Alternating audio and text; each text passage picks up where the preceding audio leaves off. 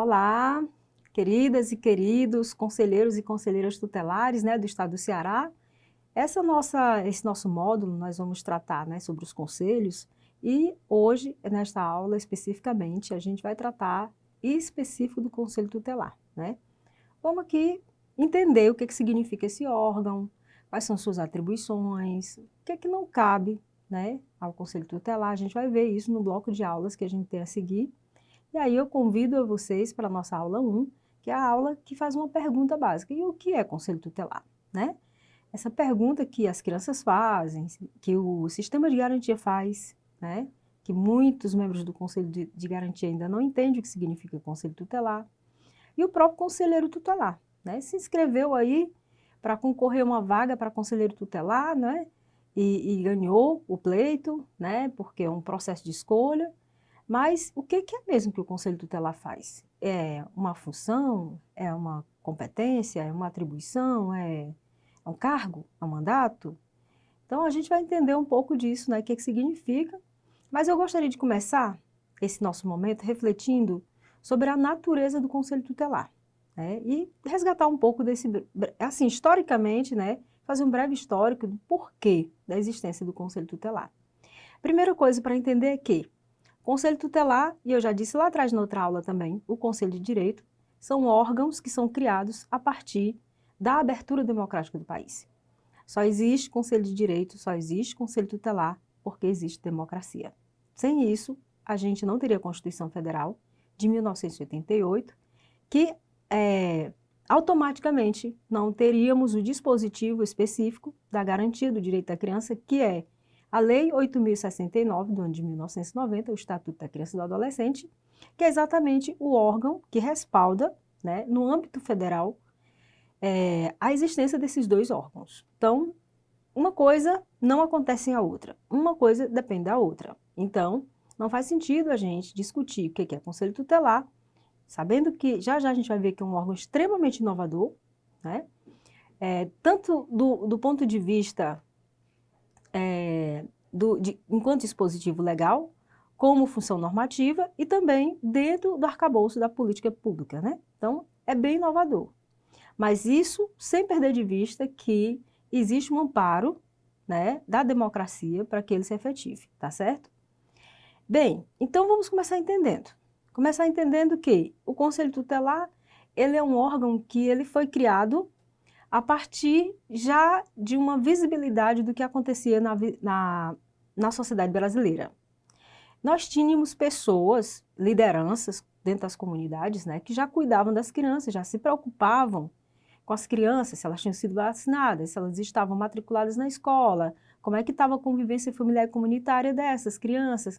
Então, a partir disso, os redatores do Estatuto, pessoas extremamente competentes, conhecedoras, estudiosas, como, por exemplo, o Dr. Vanderlino, a gente sempre cita ele, não tem como citar Conselho Tutelar sem falar do Dr. Vanderlino, sem falar de Antônio Carlos Gomes da Costa, sem falar do Benedito Souza, que está por aí dando um monte de palestra, encontrei ele recentemente, veio para a conferência aqui no estado do Ceará, o Dr. Vanderlino e o professor Antônio Carlos já partiram, Mas essas pessoas, dentre outras tantas, elas começaram a observar essas pessoas que assumiam o cuidado dentro das suas comunidades, se preocupavam com as crianças.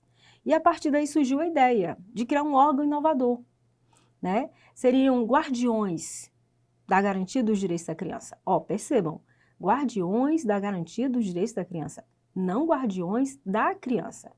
Porque os guardiões da criança já está respaldada lá pela Constituição Federal, artigo 227, que é família, sociedade e Estado, exatamente nessa ordem, Então, a criação desse órgão é para que existisse um órgão que desse conta de que os direitos que estão lá descritos, os direitos fundamentais descritos no Estatuto da Criança e do Adolescente, pudessem, de fato, ser efetivados, Então, esse órgão ele serve para isso.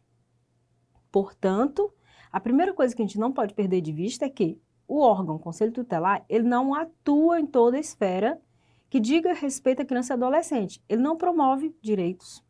Ele não faz controle social da política, Então, ele é um órgão que ele só vai atuar quando existir a violação do direito. a ameaça, o estatuto é claro, ele diz ameaça ou violação do direito da criança e do adolescente. O que ele vai fazer? Ele vai zelar, e zelando por esse direito, é que ele precisa fazer a devolutiva desse direito que foi ameaçado ou foi violado. Então, ele vai trabalhar para que essa criança que perdeu a sua dignidade, seja em que aspecto for, no campo da ameaça ou da violação, possa voltar a ser uma criança que vai ter a oportunidade de crescer, de se desenvolver. O Estatuto diz que a criança está numa condição peculiar de desenvolvimento, então ela vai atravessar essa etapa de condição peculiar de uma forma protegida, vivendo isso com dignidade. Para isso, eu gostaria de discutir com vocês o texto do Estatuto, quando ele diz assim, olha, o Conselho Tutelar é órgão permanente, autônomo, não jurisdicional, encarregado pela sociedade de zelar pelo cumprimento dos direitos da criança e do adolescente definidos nessa lei.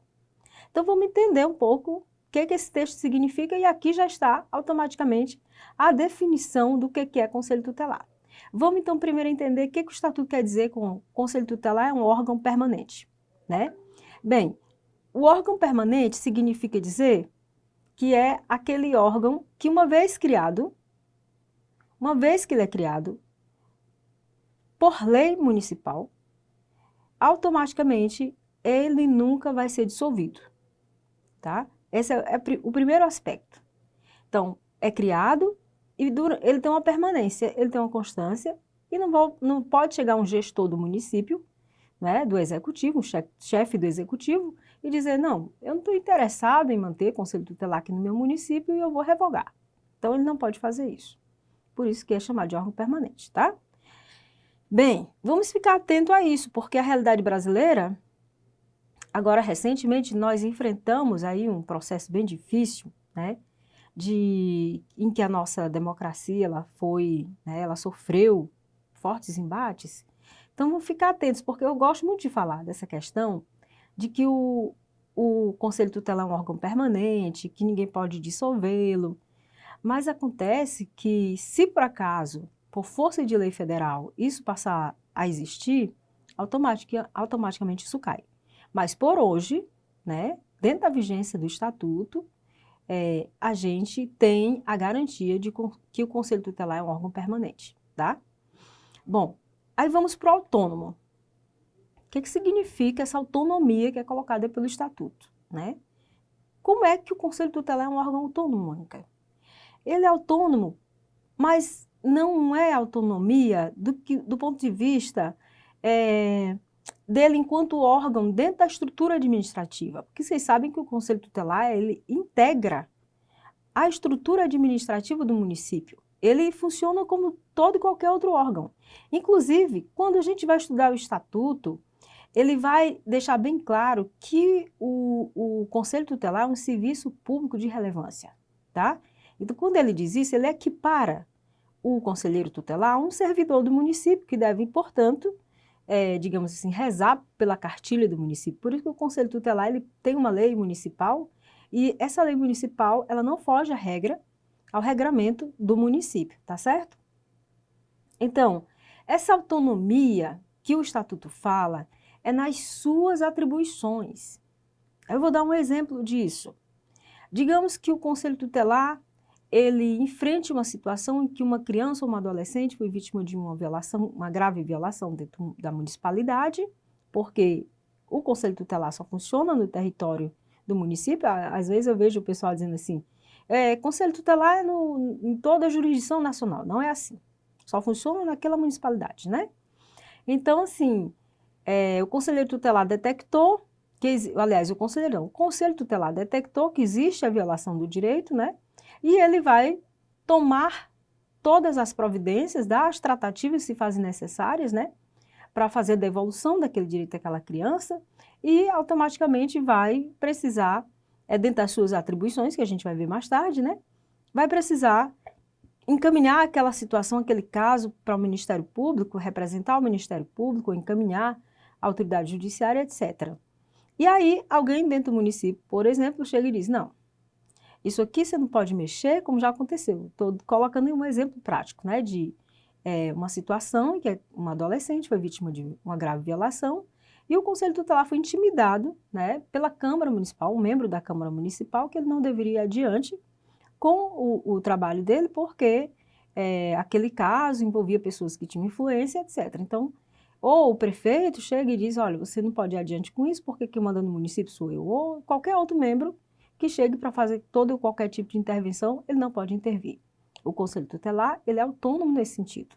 Portanto, não tem ninguém que dite as regras, dite qual é a sua competência, qual a sua atribuição. Ele vai seguir as suas atribuições estatutárias. E dentro disso, dentro dessas atribuições estatutárias, ninguém pode impedir a sua prática.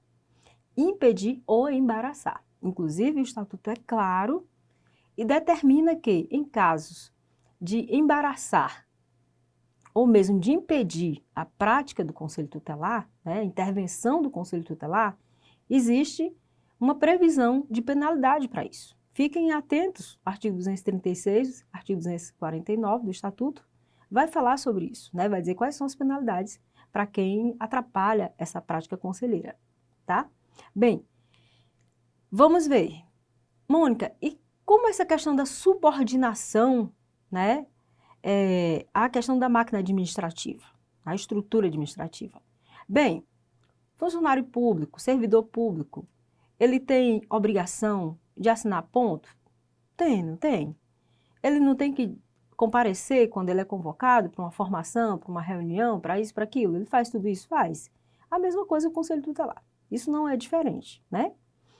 E ele também está sujeito a receber as reclamações da população dentro dessa estrutura que ele faz parte, secretaria, etc., né?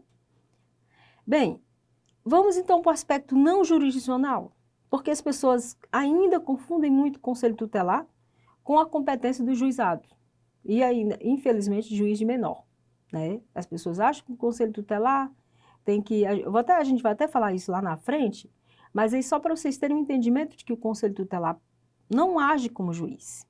Ele não pode agir como juiz. É vedado ao Conselho Tutelar agir dentro das competências do judiciário. Não pode fazer isso.